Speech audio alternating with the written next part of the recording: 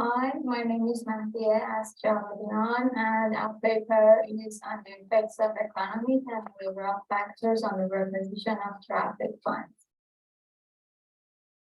Preventing traffic violations is important to authorities and the community. In this paper, we use 3 million rolls of traffic fines. We estimated the market price of each car as a proxy of driver's economic status. Also, we used a available AFC model to examine the effect of car price, number plate type, distance from hometown, fine issuing source, amount of fine, and violation place. Studying traffic violations is very important as they cause accidents and it can endanger people's lives and properties. Also, they cause traffic congestion and it is a total waste of time for drivers. So, learning drivers' behavior can help us to come up with efficient policies to improve traffic safety. Actually, there are some factors that are effective in occurring traffic violations. Demographic factors, behavioral factors, environmental parameters, and traffic rules. These are some of the papers that study the economic variables and traffic violations. For example, in one paper using questionnaire data, they showed that drivers with higher income tend to have more speeding violations. Also, in another paper using questionnaire data, they show that drivers of cars with low, very low, more moderate prices are less likely to get ticketed. Also, in another paper using a traffic violation report, they showed that car price has a positive effect on traffic violations. In another study using observational data, they showed that parking violations increase as car price increase. In another study using telephone poles, they showed that drivers with greater income speed more. Moreover, in another paper using questionnaire data, they showed that safe driving behaviors decrease as income increase.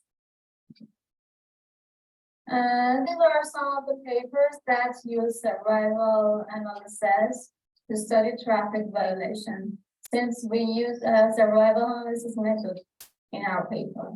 Two papers use non-parametric methods to study the effect of some trainings on traffic violation risk, and also to study pedestrian risk exposure at signalized intersections.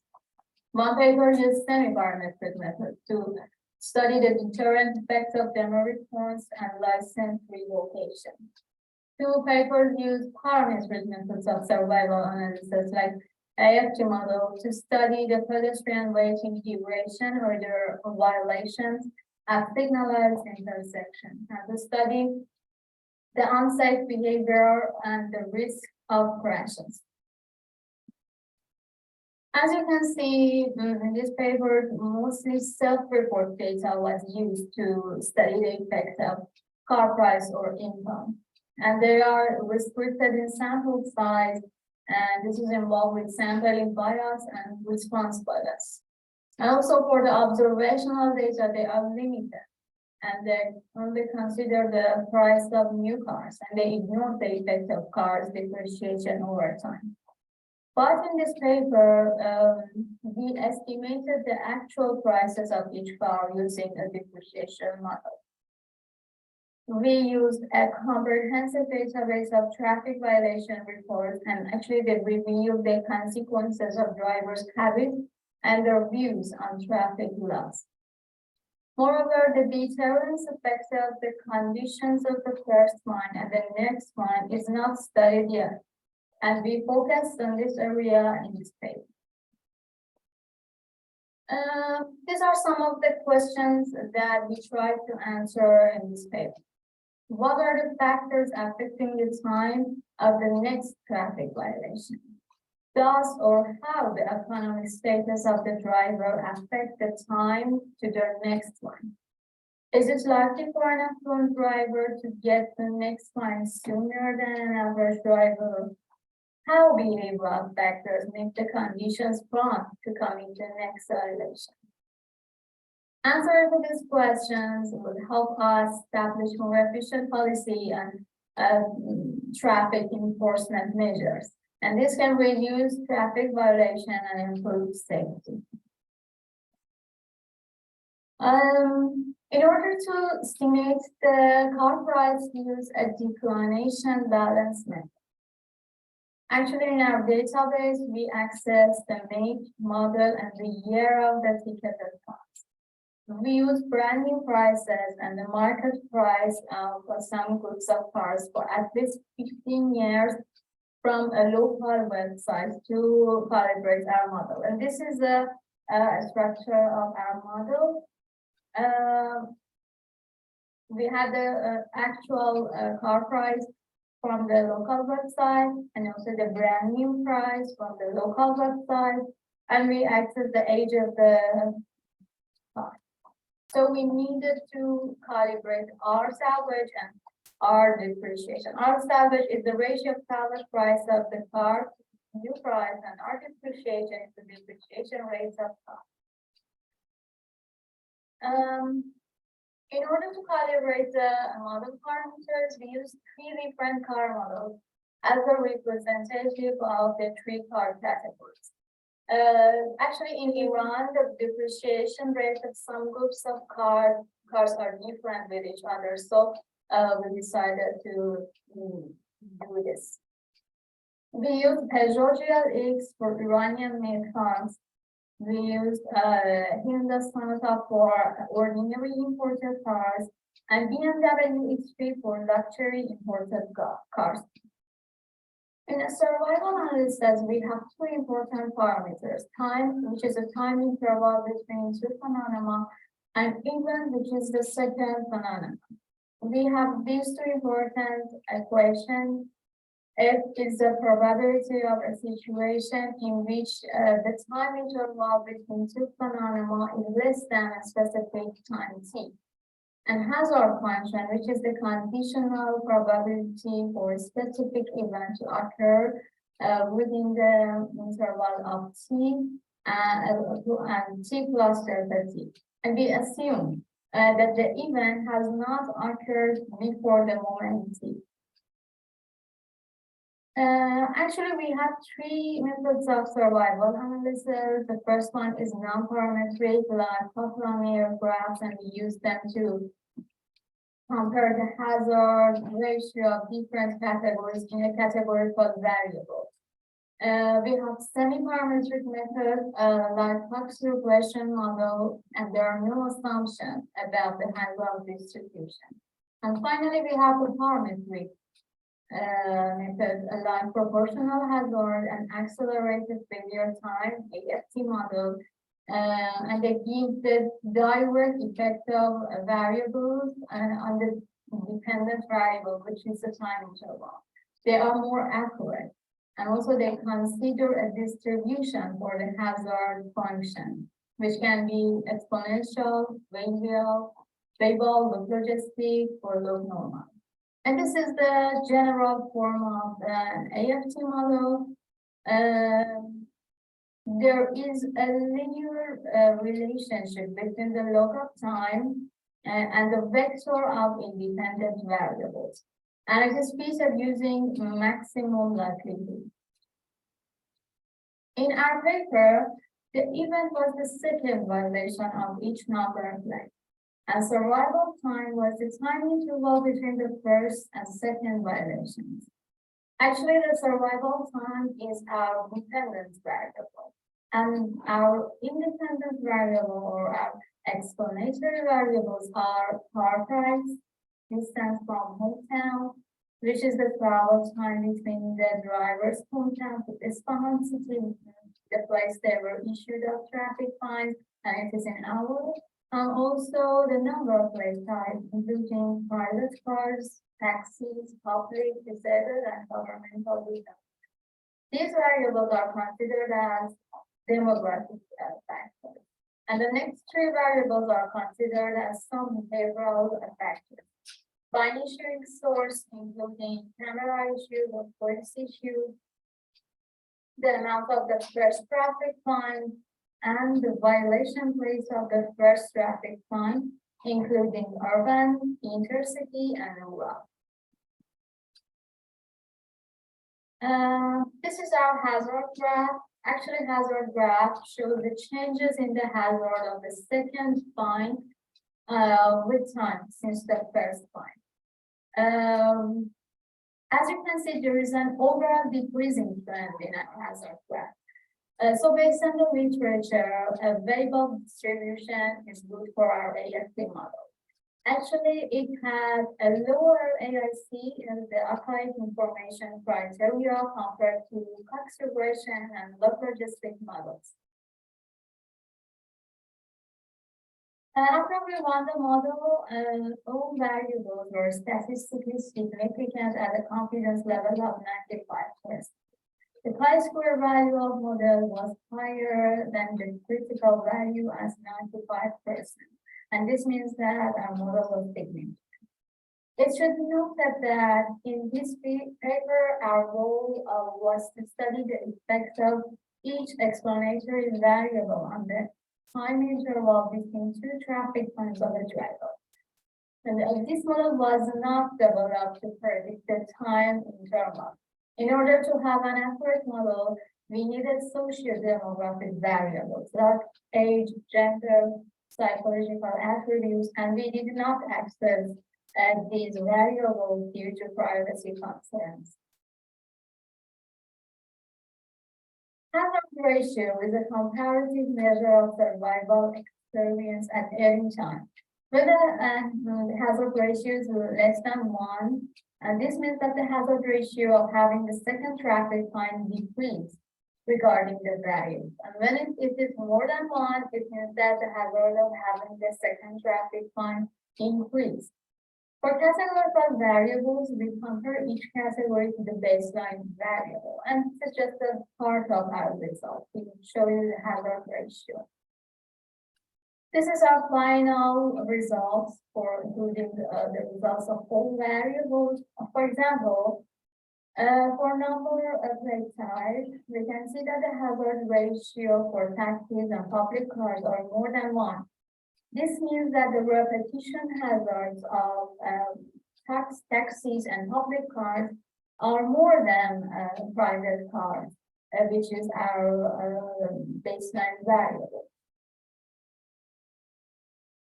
And these are our final results.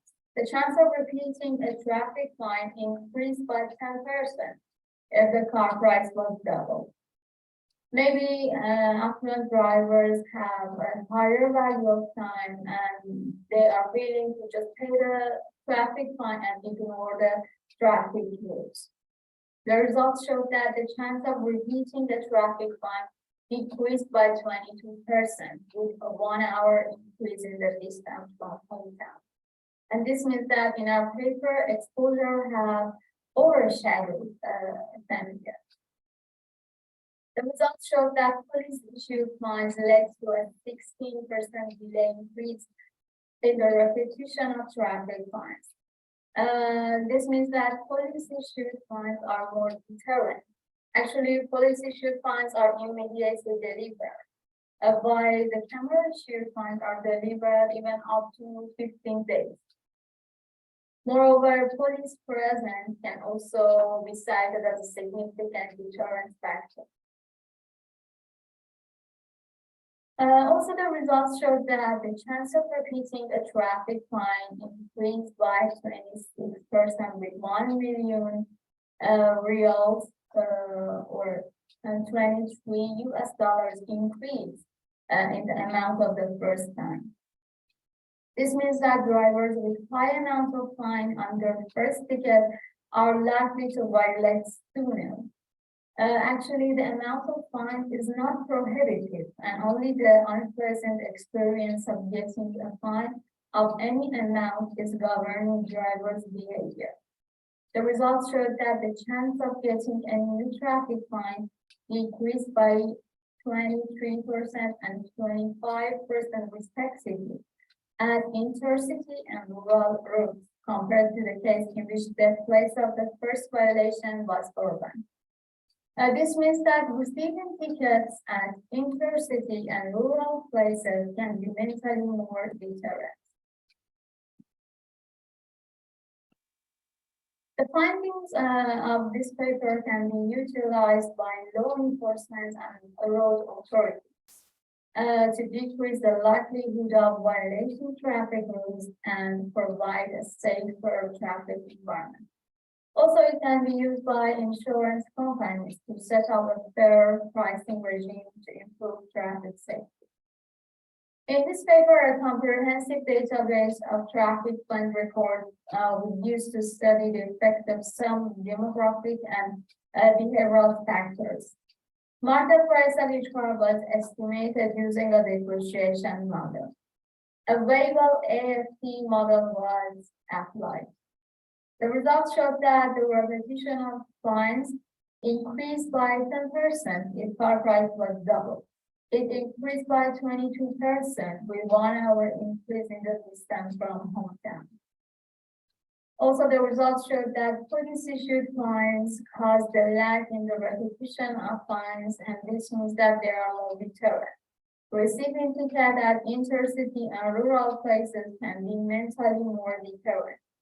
Also, drivers with high amounts of fine and their first ticket violate sooner.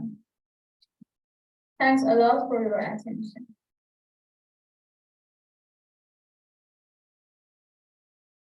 Okay, thank you so much,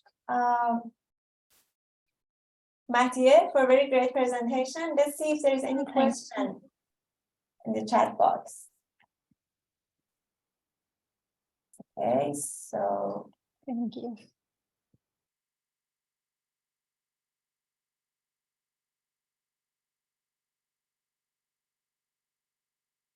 So I would appreciate if you have any question, just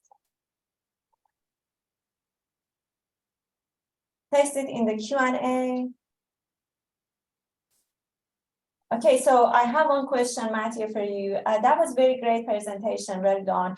And the use of survival analysis, it really makes sense for such studies. I think it was also, well, safety and policy is not really my forte, but it was the first time that I saw using the survival analysis for issuing fine. Is that the case, or is there literature for that as well? No, we just wanted to focus on the variable of time and just having the second violation. So it is an event. So we decided to use a survival analysis because it made a lot of sense on our purpose. Yeah, understood. So the only, I understand that the social demographic, social economic characteristics of were not in the data because of the confidentiality, and I think it exactly. So, but then I realized that you had the distance from the hometown. So does it mean that you had the address? That's why that you kind of no, this is not address. We had the number plate of each driver. So from the codes of their number plate, we could figure out that they are, for example, coming from north of Iran. They're coming from Tehran. So we calculated the time interval of the place they actually live to the Isfahan city where they were issued of traffic violations in hour, and we made a new demographic variable. Interesting. So was there any data on the time stamp? I was just thinking, I don't know, perhaps based on different time of days, it could also impact violating traffic rules. Was there any information on in terms of the date and time? So yes, we accessed this data, but we did not use it in our survival analysis study because in a survival analysis, the time related variables should not change. For example, something should stay fixed. When the variables that vary based on time are not good to be used in a survival analysis. No, I understand. But what about, for instance, weekday versus weekend? Okay, weekend of the, you mean related to the second violation or the first violation? Because regarding the second violation, the event, nothing should change. Maybe the things you are mentioning should just be limited to the first violation. You mean, for example, considering the week, the time situation or some time information of the first violation and its effect on the event? You know, because our event is the second violation and nothing should change. No, when you consider time and date, this variable is changing. Yes, yes. So we cannot consider that as an explanatory variable in a survival analysis. Yes, yes, no, I understand. Thank you so much. Well, we have Professor Kara Kokelman here in the room, and then she asked that is there any URL for the paper that we can go to and check? Sorry, pardon, I didn't understand. Any URL, have you submitted somewhere or have you put it on archive or? No, we have not submitted this paper anywhere, just this conference, and I have submitted it to the BTR 5, the manuscript to you. I don't know if you access it or not. Yes. But no, we have not submitted it anywhere else. Okay, great, thank you. So maybe if you can share it with Professor Kokelman afterwards, then sure. Or sure, I will share it. Any other audiences in the room that if you're interested to see Mahdie's paper, please just text her. I think now you can text her. So let's just go to the second presenter. And Eui-Jin, I can see that your presentation is missing the time schedule that I'm presenting. I'm so sorry, perhaps I have missed it. I think the second presenter is Hosseini, and then after that, I'll check, and then we come to you. Definitely, we should make time for you. So just a bit of housekeeping. Hosseini, I would appreciate if you kind of wrap it up, like 15 minutes, 20 minutes to be on time, then that would be fantastic. Thank you so much. So now you can share your screen.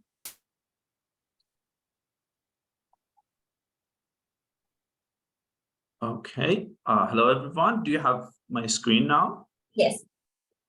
Okay. I'm going to presenting mode. Good. My name is Hosseini. I'm a systems modeling research fellow at the University of Sydney. Today, I'm presenting results of my previous research done in the Research Center for Integrated Transport Innovation at UNSW under supervision of Dr. Taha Rashidi and Dr. Nazira Nejad, which was about the application of system dynamics modeling in transport sector. My presentation today is about simulating transport mode evolution, which is an analysis of future trends and policy implication in NSW Australia. So of course, transport sector is one of the most complex systems in the world, in which different factors affecting the transport sector are changing over time, even sometimes day by day. We can see dynamics and changes in fuel prices, which are going up, and air pollutions, populations, especially in cities, GDP increases over time and is being affected by external events like COVID-19. Urban areas, especially in NSW, is expanding, which causes more demand in transport in cities. And regarding technological factors, we can mention that EV's market share has not sharply gone up here in Australia. And in general, the fuel efficiency of ICE engines are not going up. It's like they got saturated. And at the same time, personal vehicle size are going up and the congestion in cities are going up day by day. So considering these dynamics and changes over time, which it's a bit difficult to forecast what would be the future value of these parameters and these variables over time. Our main question here is that what is the long-term trend of private personal vehicles versus public transport use over time? How the dynamics of urban transport mode choice impact this trend, and what factors impact this transport mode choice? And again, regarding that uncertainties, how different scenarios, uncertainties can impact the trend over time.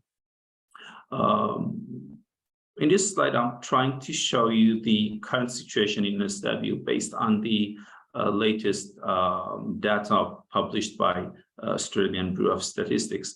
In the left top figure, we can see the average transport demand per capita for cars by orange and for cars by blue, the right axis, and for buses in orange in the left axis. You can see that the average is almost a line and does not change over time. This graph is about 1 million vehicle kilometer per person per year, which shows that the demand per person is not increasing or decreasing considerably. But at the same time, we can see that the demand per person for buses are around 80 million, but for personal cars is about 7,000 million. And which this shows the dominance of personal vehicles as a main transport mode here in SW, and the far distance between cars and buses, which is the main thing that we are focusing here. The middle figure shows the number of buses and cars. They are growing almost in a linear way with a similar slope, but it seems that we need more buses to change that story. At the same time, we can see that the average kilometers traveled by cars and buses are a bit going down. So this shows that with the current trend, the dominance of cars is not going to be changed over time. At the same time, the right down figure shows that the trend in GDP increase is more than trend increase in population. Therefore, we will have more GDP per capita in future. And we know that the GDP per capita shows an index for new sales of private cars. So it seems that the economic and social situation in SW also supports that the personal cars will be the dominant transport mode, and the difference between private and public sector will remain the same. I'm not going to review the literature completely, but one of the main researches about application of system dynamic simulation modeling in transport is Astra model, which published in 2010 in this paper, but it applied since 1997, covers 27 countries and different subsystems, as you can see here, the population sector, economy sector, trade sector, which completely give us the demand, transport itself, environment, and vehicle fleet. And also, this model provide good sensitivity analysis tools and gives us a platform to analyze policies like standard setting, infrastructure pricing, fuel taxation, etc. You can access the model and change parameters, run simulations yourself. But here we like that research, we use system dynamics. The main steps based on Sterman is first problem articulation and dynamic hypothesis, and then formulation of a qualitative model and then a quantitative mathematical model. The qualitative model is presented in terms of causal loop diagram, and the quantitative model is in form of a stack flow diagram, which includes the equations. And then we will go through testing, verification, and then validation of the model. At the end, we will evaluate some scenarios here. Different data sources are used in this model from different agencies and organizations in Australia.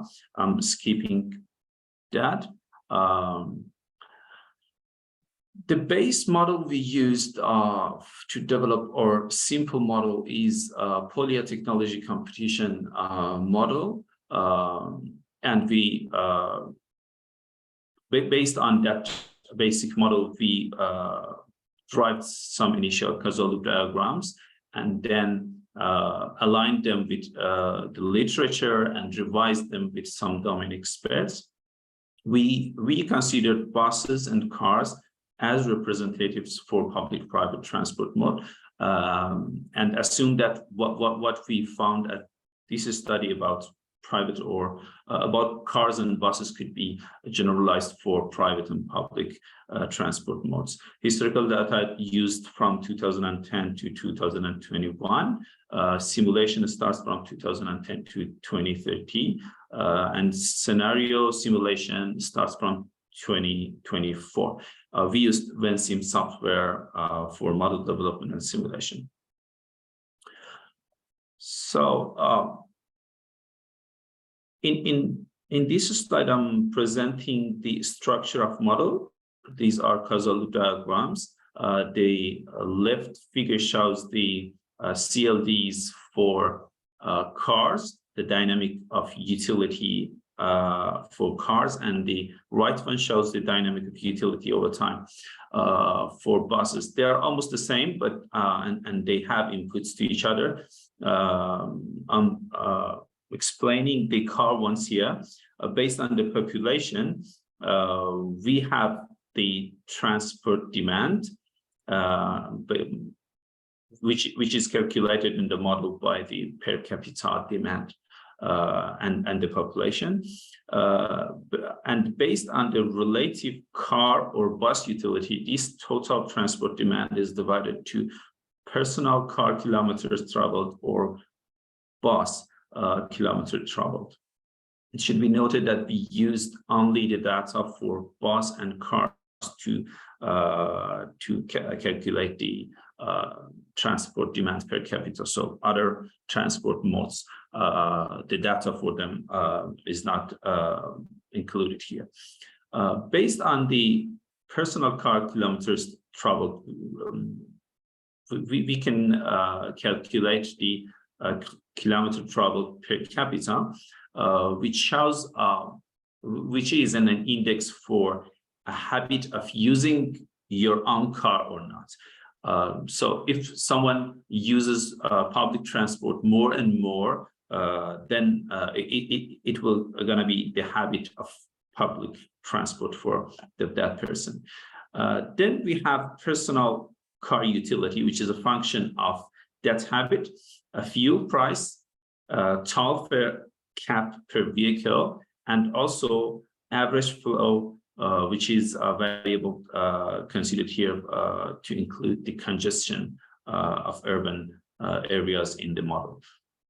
And then based on this personal car utility and bus utility, which is calculated in the right part, then we will have relative car utility, which is calculated based on a logit function, which closes this loop. And in the loop above, based on GDP and population, we have a GDP per capita, which determines the number of personal cars, and then the average density reduces the flow. One of the things that happens is that based on this flow, more roads will be constructed to balance the traffic. And the dynamic for the buses are the same, with minor changes like number of buses, which is not calculated based on GDP per capita bus as a share of GDP. And also here we don't have, for example, toll fare cap. We have bus fare per travel, which less fare, more utility for users. A number of buses stop, more buses stop, more accessibility of buses. So based on that qualitative model, we constructed a stock flow diagram of the model. We considered the exogenous dynamics like population, GDP, toll fare, and bus fare as a simple annual gross ratio multiplied by the GDP in that year, calculating the changes over time. This is the same for fuel prices. In the heart of the model, the relative car utility, for example, is a logic function of car utility and bus utility. And car utility is the weighted average of affecting factors, car utility factors over time. And the summation of weights will be 1.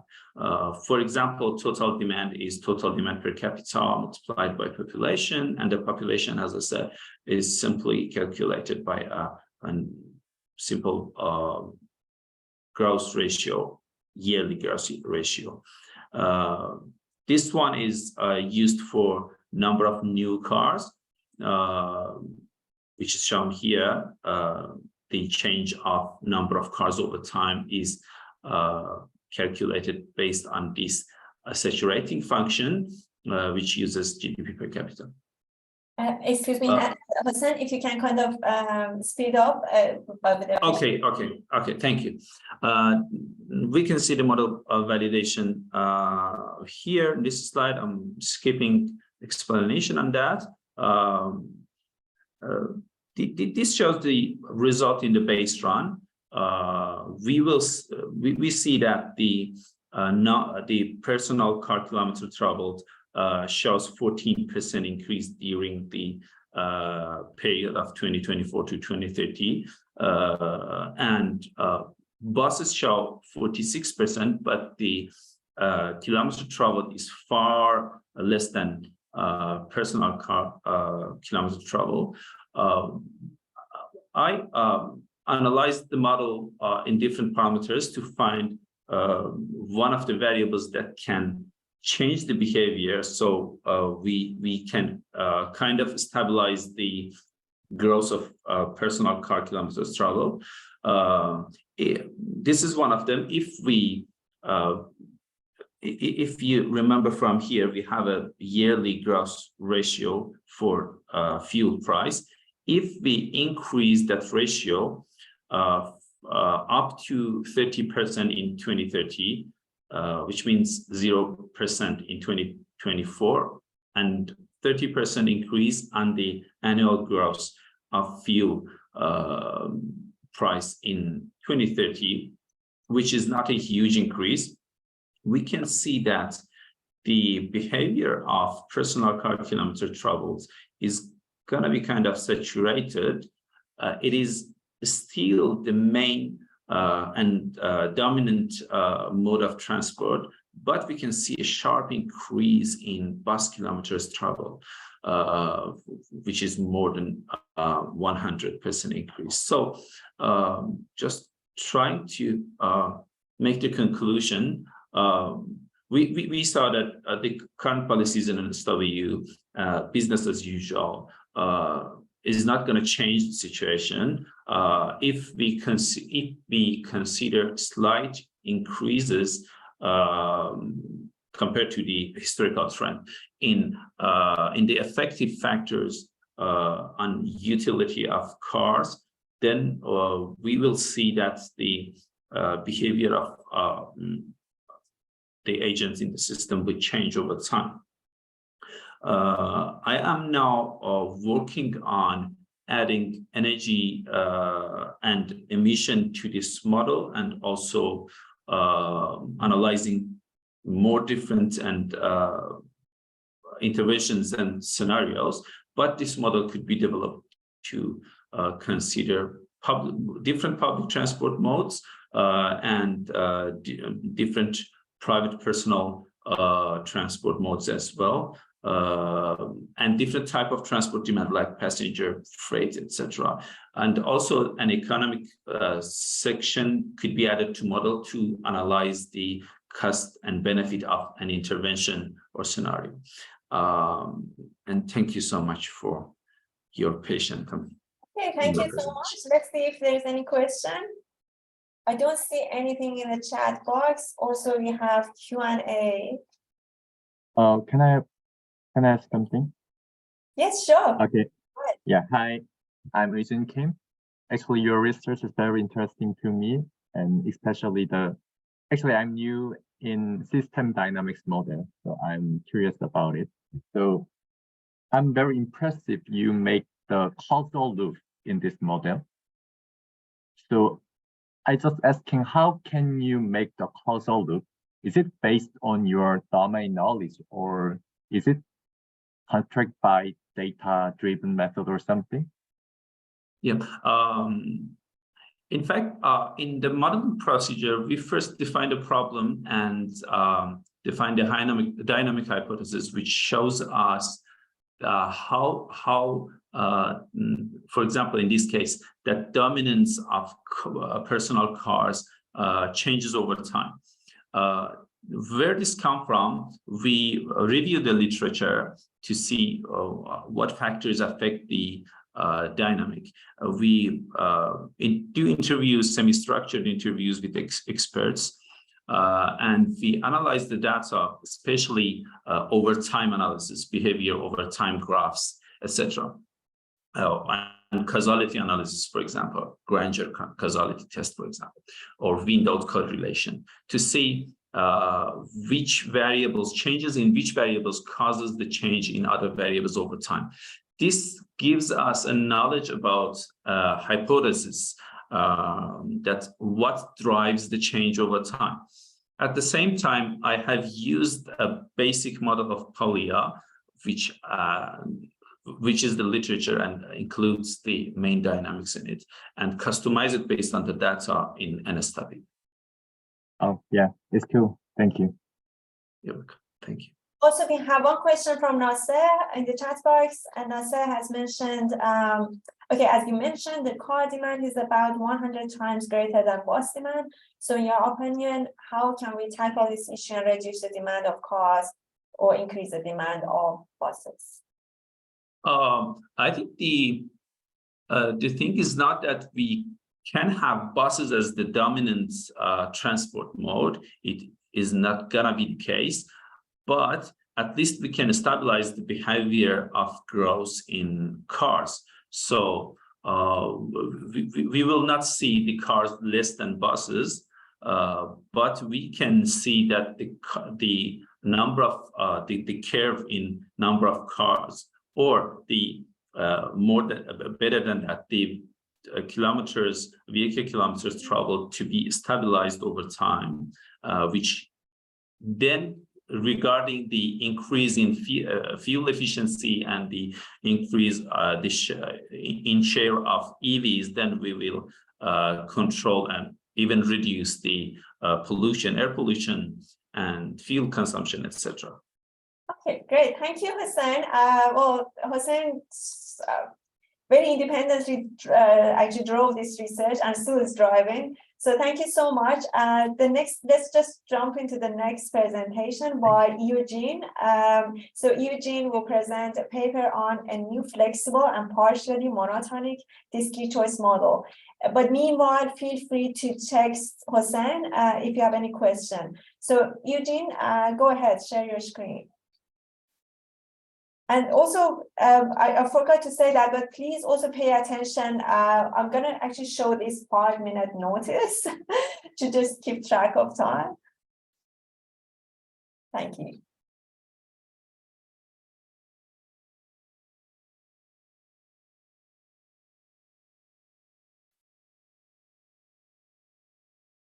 Okay, can you see my screen? Yes, go ahead. Great. Good afternoon. My name is Eui-Jin Kim, and I'm assistant professor in Azure University. And I'm really excited to give you a presentation for our study, a new flexible and interpretable choice model with monotonicity constraint, nonlinearity, and case heterogeneity. This study is conducted with Dr. Patik Bansal in National University of Singapore, and it is published in SSRN.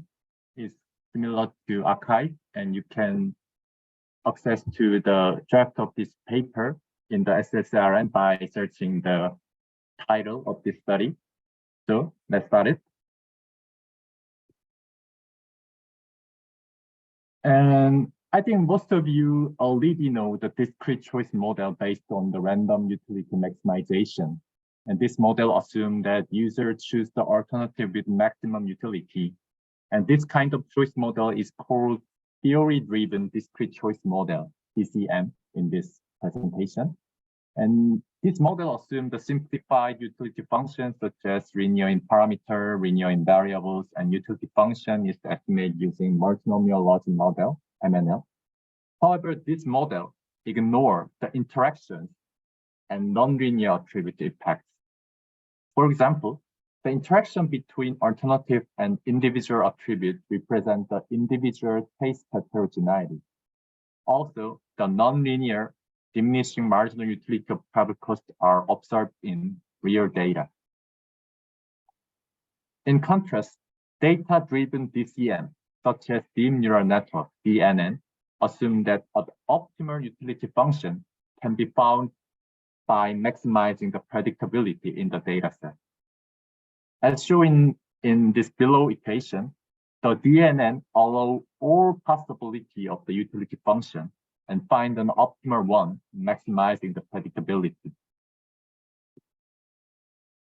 However, recent study investigate the prediction mechanism of DNN and found that DNN provides unreasonable behavior interpretation, even if the DNN outperformed the theory-driven model in terms of the predictive performance. For example, Wang et al. 2021 shows that the DNN considered the travel cost as incorrect positive effect on utility function at some attribute level. So this is generally called the lack of interpretability of the DNN.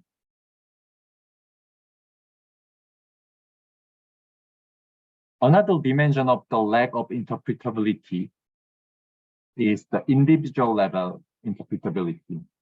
Wang et al. 2020 showed that the DNN tend to provide unstable and unreasonable behavior interpretation at individual level.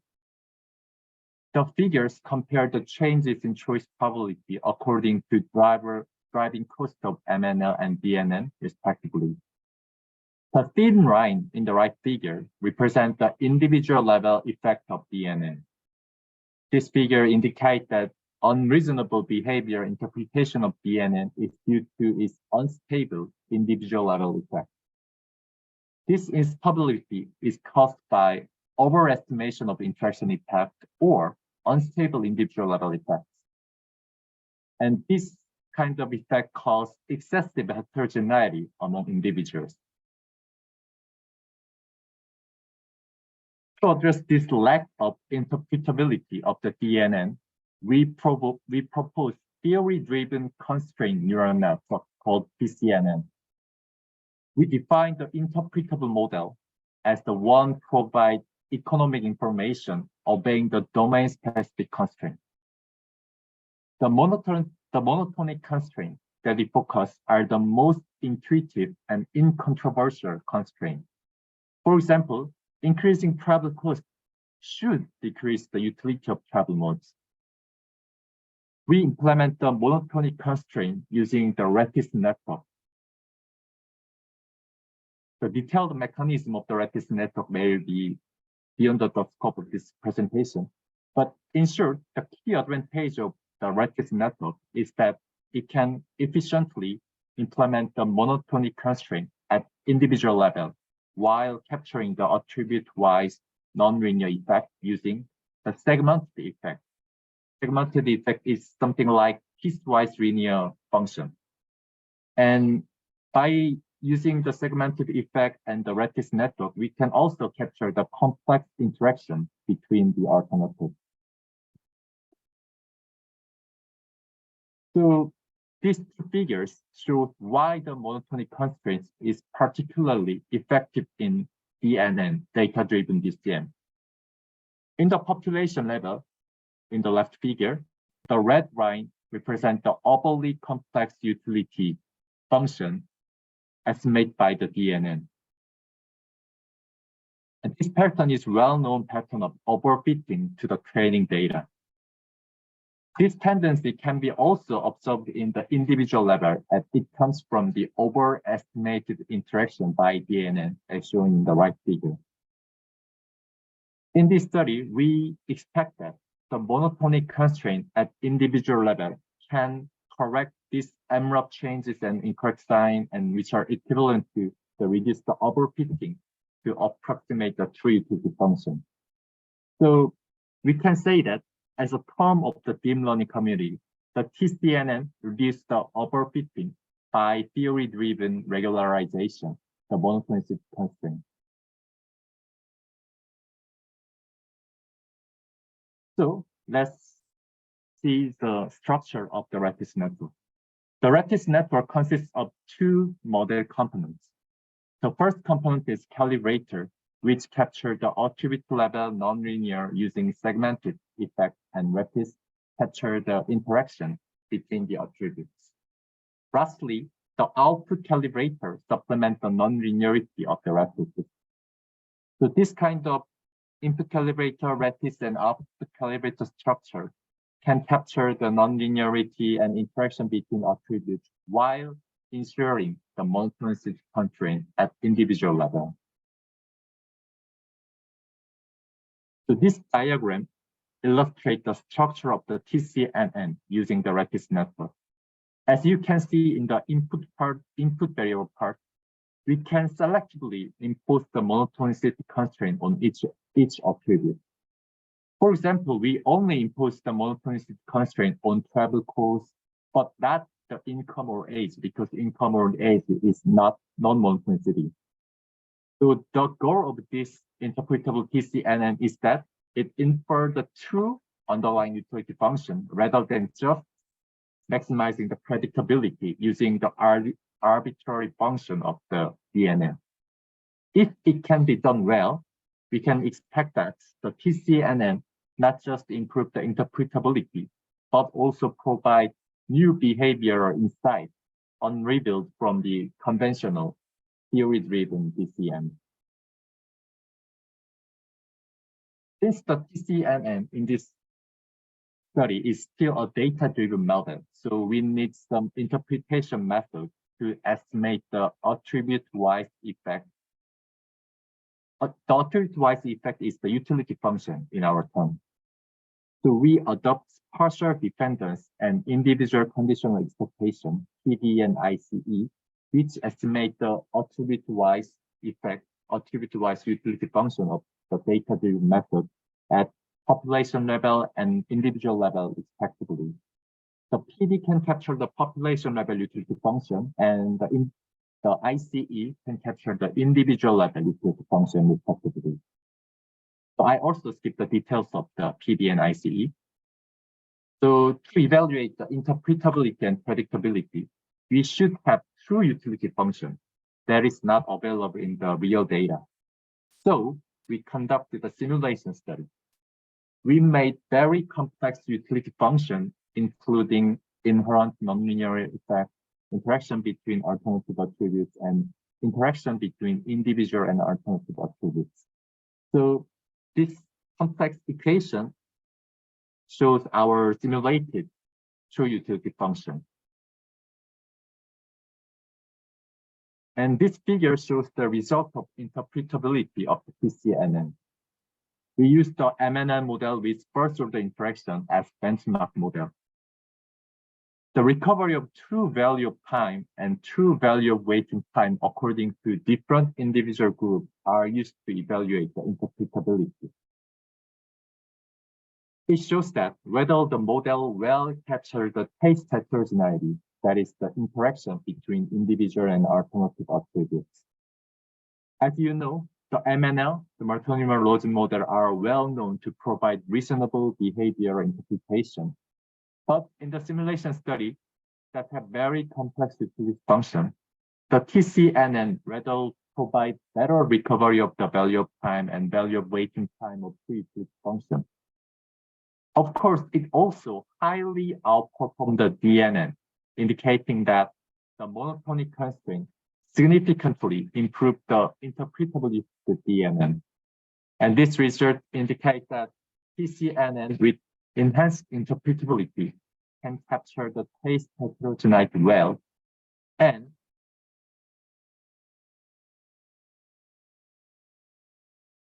the next figure shows that the TCNN can capture the nonlinearity of the travel cost. As shown in the left figure, while the MNL and DNN does not capture the nonlinearity well, but the TCNN capture the nonlinearity of travel cost TC, as shown in the blue lines in the figures. So we can conclude that the TCNN well approximate the nonlinear utility of the TC, and it also can capture the interaction between individual and alternative attributes. So we confirm that TCNN is very good at interpretability. So the next part is the predictability. Regarding the predictability, the TCNN highly outperformed the MNL while slightly underperformed the DNN. Despite the significant enhancement of the interpretability, the TCNN only sacrificed little predictability of the DNN.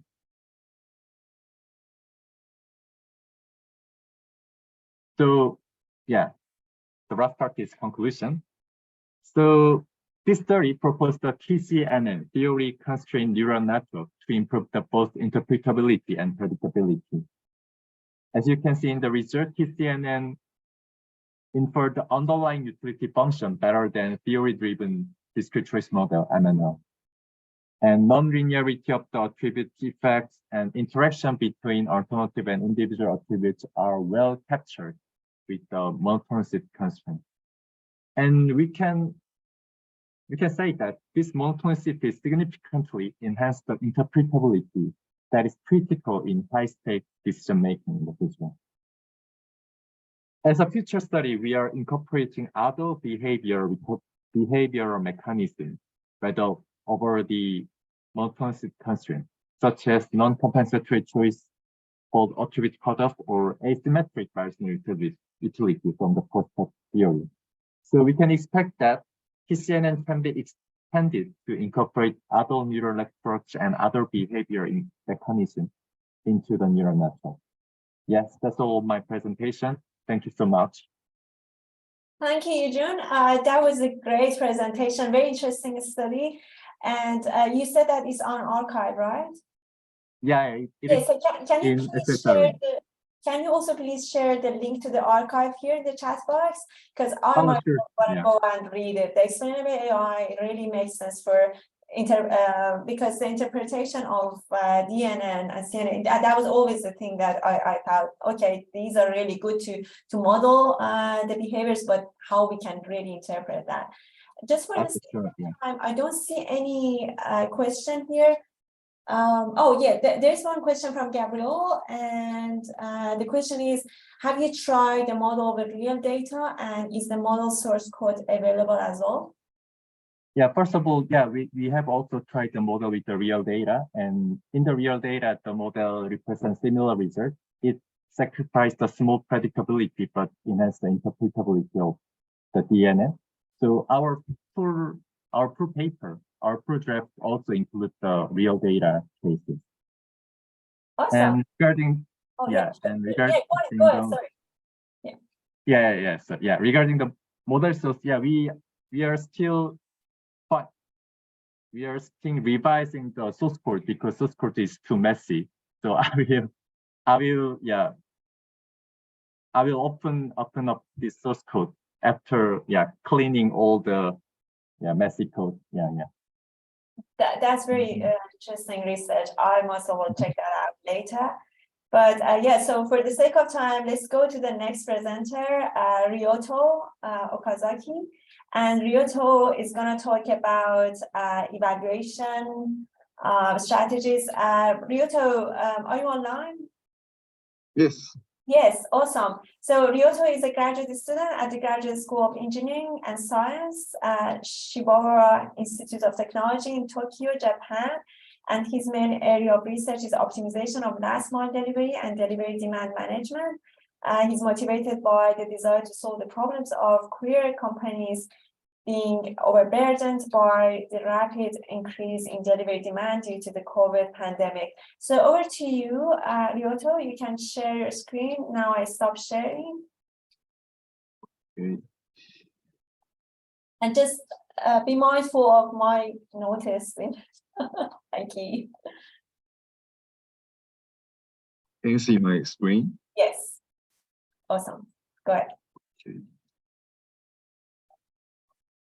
Okay, thank you everyone for attending this session.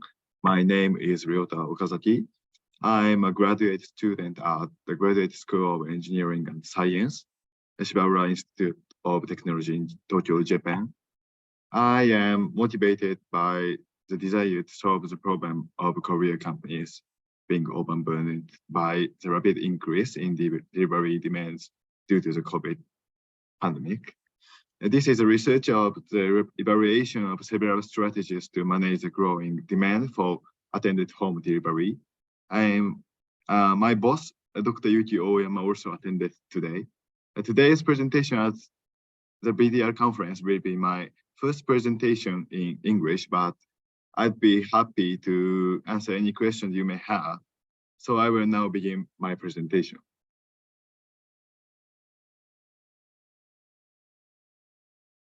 In the beginning, I want to give you an outline of my presentation. This presentation consists of 5 parts. The first part is an introduction to the study, and the second is delivery option choice model. The third is the routing quality, and the fourth is the simulation and results. Finally, I will talk about the conclusions. First, let me talk about an introduction of the study. As you know, the e-commerce market continues to grow and courier companies offer a variety of convenient delivery services. Let me take one of the world's largest online retailers, Amazon, as an example.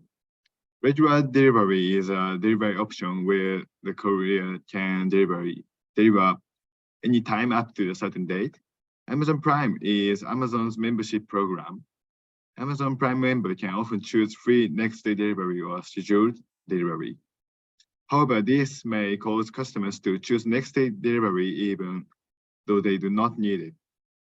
This puts an excessive burden on courier companies and makes deliveries inefficient. With these backgrounds, we can say that delivery demand management is needed. The first strategy for managing the home delivery demand is to change the range of time slots. As shown on the slide, longer time slots make customers stay at home longer. Therefore, the longer time slot is likely to decrease customer satisfaction. On the other hand, a longer time slot is expected to improve delivery efficiency because it eases the time constraints imposed on the courier companies. The second is very intuitive strategy, searches for delivery options that have concentrated demand. Balancing demand in this way is expected to improve delivery efficiency.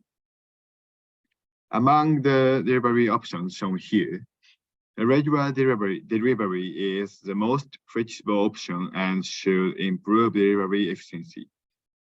And the demand management strategies shown on the previous slide should be able to move demand to regular delivery like this. However, such a change in service level may decrease customer satisfaction, and it is not certain whether the service can be continued. Therefore, in this study, we will model the customer's delivery option choice behavior to understand customer satisfaction. Delivery demand management has been the subject of much research in recent years.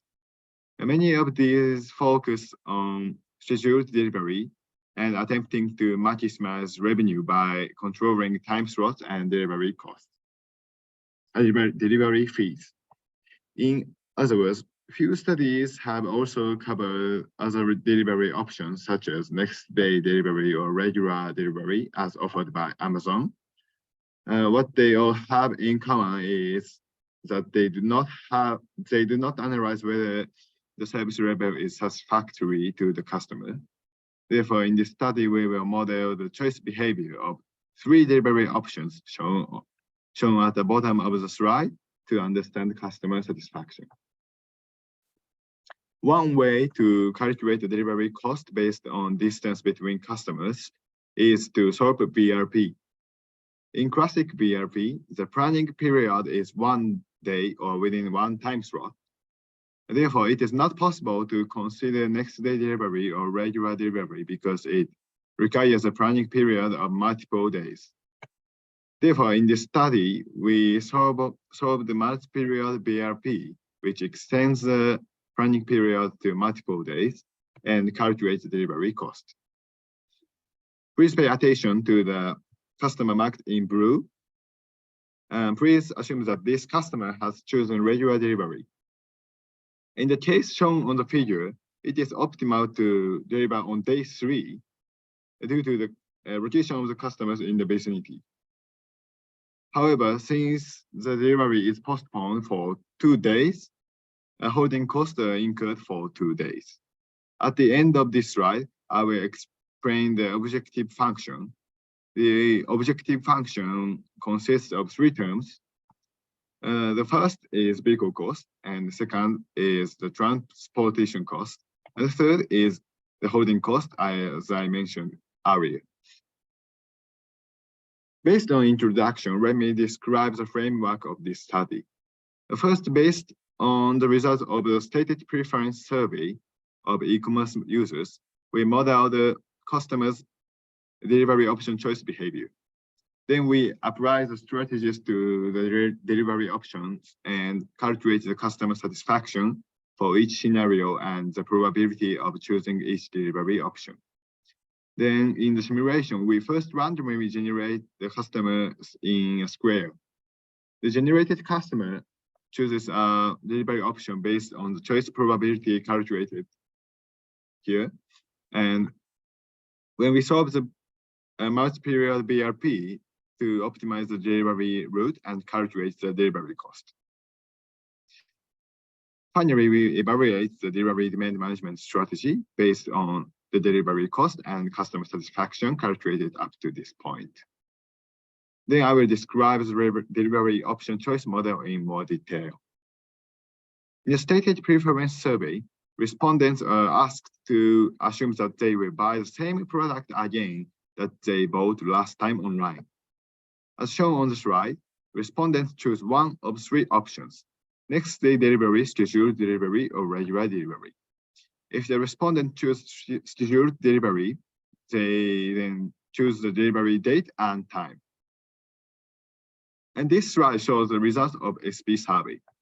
As expected, next day delivery was the most popular delivery option, and scheduled delivery was the next most popular choice. Then please take a look at the detail about scheduled delivery.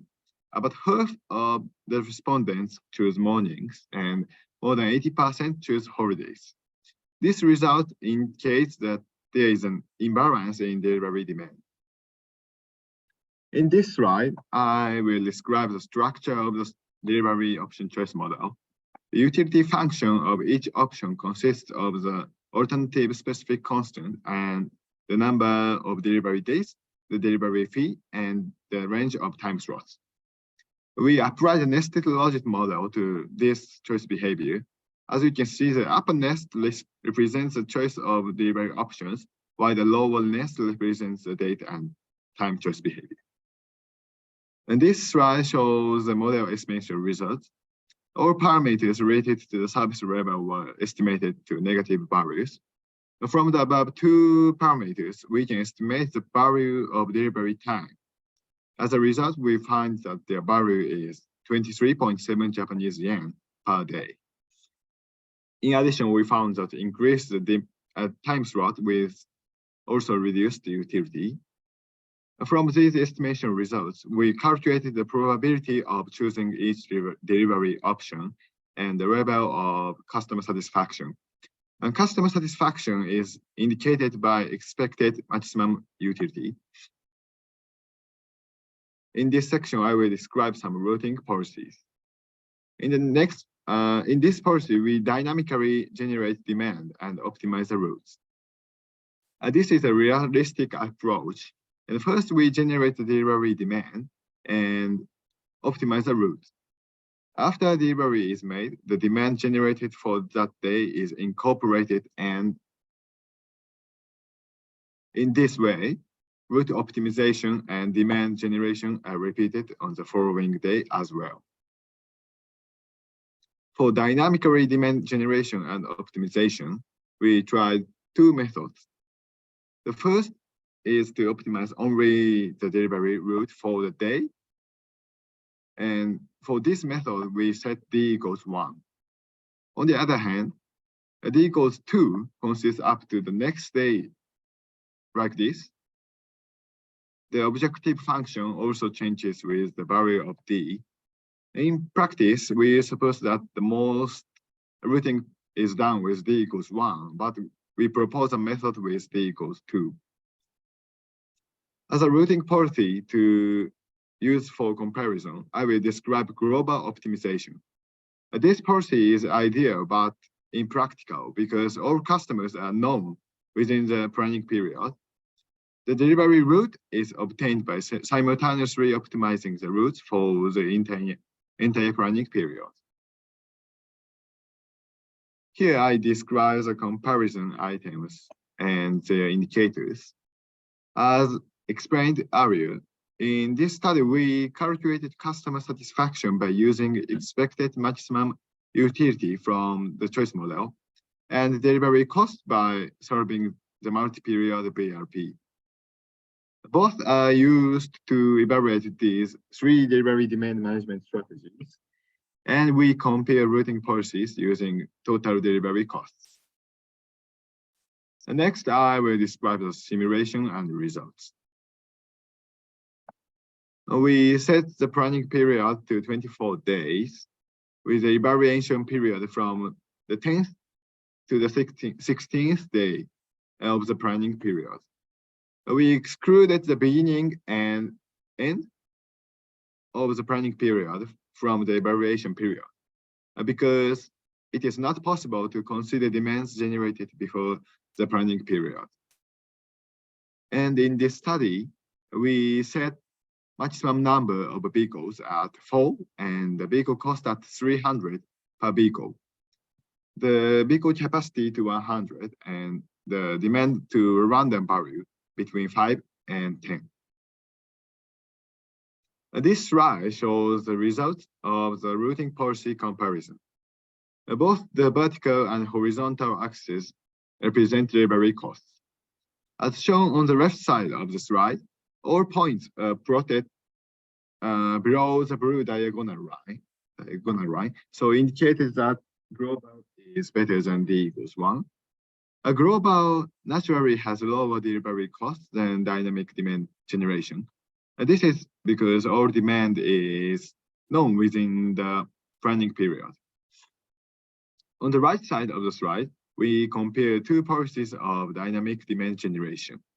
D equals 2 considers the day and the next day to optimize the delivery route. In almost all instances, D equals 2 performed better than D equals 1. However, there are few instances of reversal. We looked at this in detail. In this example, at first, delivering the next day to the blue regular delivery would be seen as inefficient. However, new demand was generated near that customer, and it was actually more efficient to deliver the next day. Since we found that D equals 2 was better than D equals 1, we compared the two policies with global. In the case of D equals 2, which considers the day and the next day's demand, the problem becomes, okay, thank you. The problem becomes computationally intensive. However, we can see that just considering the next day's demand brings us much closer to global. In the following slide, we will evaluate delivery demand management strategies using the delivery cost at D equals 2. The simulation results showed a change in delivery costs. As expected, the searches for holiday deliveries reduce the cost of holiday deliveries. On the other hand, when an additional fee was set for next day delivery, the demand for scheduled delivery increased. This increased the delivery cost on holidays. This table shows customer satisfaction and delivery costs for each scenario. Against expectations, we found that longer time slots hardly reduced customer satisfaction. On the other hand, additional fees decreased customer satisfaction. And of the three strategies, we found that the combination of longer time slots and surcharges for holiday deliveries could further reduce delivery costs. And finally, I will talk about the conclusion. In this study, we evaluated three demand management strategies. First, 100 yen surcharge for next day delivery. We found that longer time slots improve delivery efficiency without reducing customer satisfaction. And second, 100 yen surcharge for specifying holiday. And we found that delivery efficiency is improved by shifting demand that is concentrated on holidays. And third, a change of the time slot range from 2 to 4 hours. And we found that delivery efficiency decreased due to increased demand for scheduled deliveries.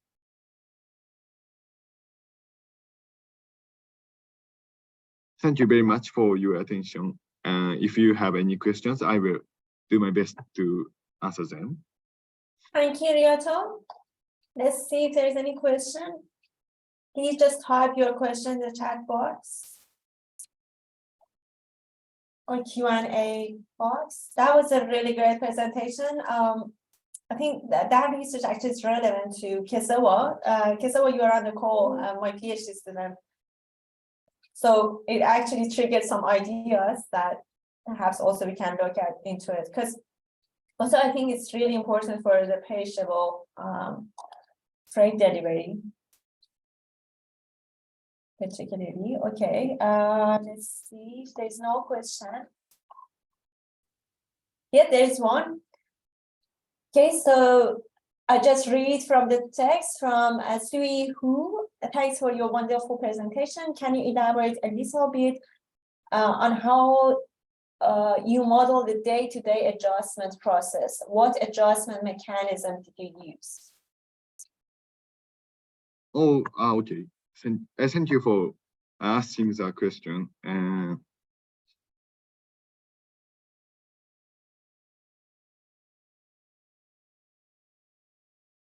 Okay, we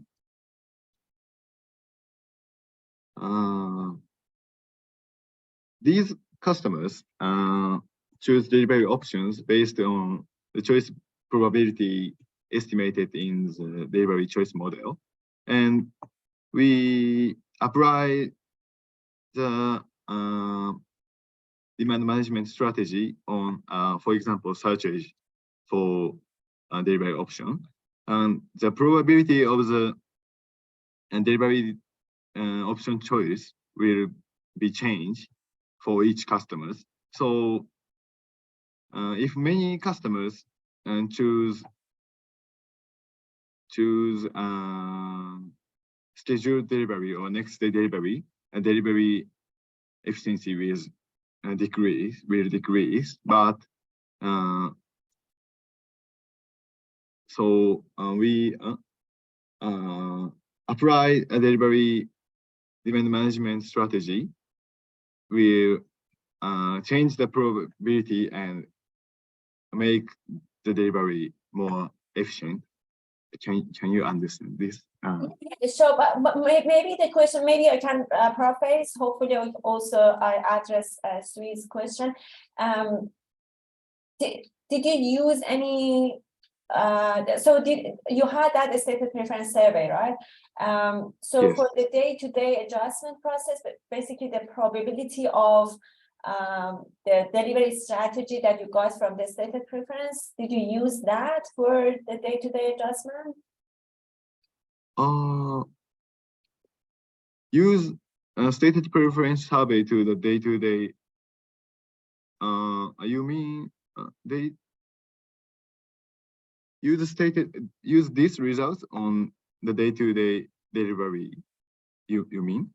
Okay, so and then for the scheduled delivery, then you have another set of data, right? Also, sorry. So for the scheduled delivery. Yes, scheduled delivery. Yeah. Okay, now. Sorry. No, that's fine. I'm also mindful of time, and also can someone ask that if this paper has been published or not? Can you share?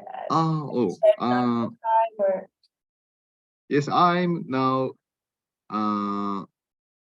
writing this paper to submit to a journal now. So this is not this has not been published. Yes. So Siri, I can see that you handed off to ask question. Nasser, can you unmute Siri? I'm asking Siri to unmute yourself. Yes, I've already. Yeah, thank you. Thank you for the wonderful presentation. I'm just curious about how people adjust their routing strategy. As you mentioned, they adjust their routing strategy based on the demand management schemes. I'm wondering what's the adjustment mechanism, or how they adjust their routing strategies based on your demand management schemes. This is this strategy is sorry.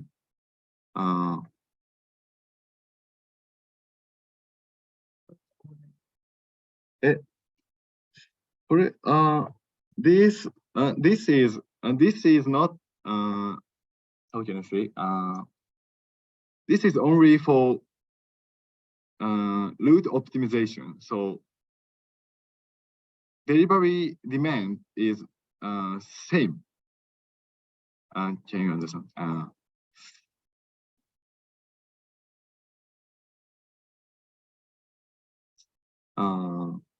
Yes, we use same delivery demand on each instance. So probability will not change in each delivery. Each routing policy. We use only for route optimization.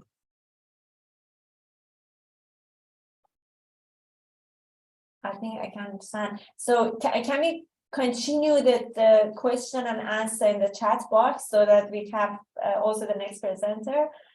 Because yeah, that would be wonderful. Thank you, Ryota, and please just continue chatting in the chat box. Also, if you chat, post your question to everyone, then would be useful for everyone. Okay, so the next presenter is Tiandong, and Tiandong is going to present about quantitative analysis and modeling of emergency evacuation psychology and heterogeneous decision-making behavior of subway passengers based on VR experiments. Tiandong, Nasser, if you can make Tiandong as a co-host, and wonderful. Tiandong, I don't have. Hi, can you just introduce yourself, because I have the bio for your supervisor, but not for you. So. Yes, I will start by myself, and I'm a research assistant for the Professor Tiandong. Awesome. Okay, I've started. Yeah. Yes, you have shared. You can go to full screen if you like. And I'm sorry, I can't turn on the webcam because my internet is very good. So I'm so sorry.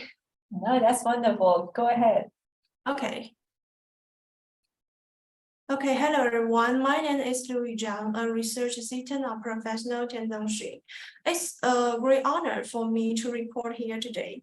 And the subject of my report is quantitative analysis and modeling of emergency evacuation, psychology, and heterogeneous decision-making behaviors of subway passengers, and based on the VR experiments. Okay, let's start this. And I will introduce in 5 parts. Number 1, research background and significance. Number 2, virtual reality experimental plan for construction. Number 3, model formulation. Number 4, quantitative analysis results. And number 5, summarize. And in this part, I will introduce the research backgrounds. Firstly, we all know in recent years, some metal passengers flow has continued to rise, making it very prone to emergencies. Therefore, the safety of mental passengers needs to be a key concern in the operation process, and the psychological factors are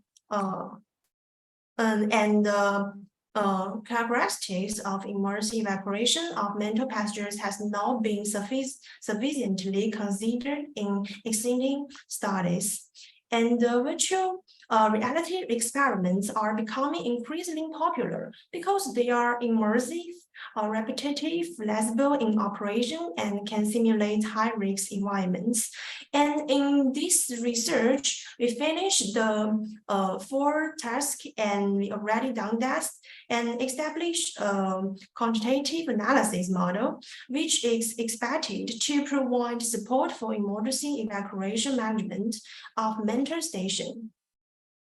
And in the part 2, I will mainly introduce the virtual reality experimental plan for construction. Firstly, how we design the model. Firstly, we record the actual sense of the mental station in equal scale 1:1 by VR technology according to the computer-aided design drawings of the station. And we can see the result in this picture. And we design the functional requirements for the data collection on psychological factors and decision-making behaviors of passengers in emergency evacuation to meet the experimental needs. And after that, we recruit a total of 188 subjects to participate in these experiments. And each participant is required to take part in 10 successive experiments. And after that, we make evacuation and calculate decision by observing the environment in the virtual reality experiments and escape of the waters. And finally, the VR experiments planned for the 5 evacuation from mental station will record and collects the realistic psychological and behavior data. In addition, subjects are required to accomplish relevance questionnaires, and I will introduce these parts later. And in the part 3, as for the model formulation, we can see there are five factors, and the five factors are according to the result of an emergency evacuation experiment based on the SP of RP scenario. And we can note that five factors are essential factors influencing the decision to evacuate. And we use these factors to construct the two models named conditional logic model and random parameter logic model. And after that, we quantify psychological characteristics, which include personality traits, psychological stress, and virtual reality emotion level data. And before the subjects conduct the virtual reality experiments, they filled out the Eui-Jin personality questionnaire, which are used to collect data on passengers' personality traits. And after finish the virtual experiments, the subjects filled out the virtual reality emotion level and the stress level questionnaire, which are used to collect psychological stress data. In addition, we mentioned before, the virtual reality emotion level data is collected directly by the platform. And in the part 4, I will introduce the results of the experiments. Firstly, we said the box line diagram shown in here. There are some relationship between the reaction time and personality traits, a relationship time, evacuation time, and the personality traits, and the last part shown in here. And we can find that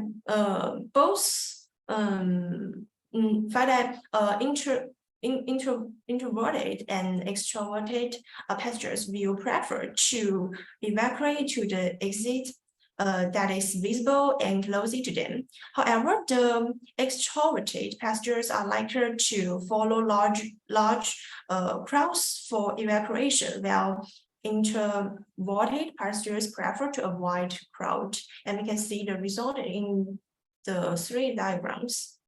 And after that, we can see the picture in here is the change in the psychological stress level before and after the experiments. We can see the numbers of after the experiments is really higher than the people who before the experiments, and it indicates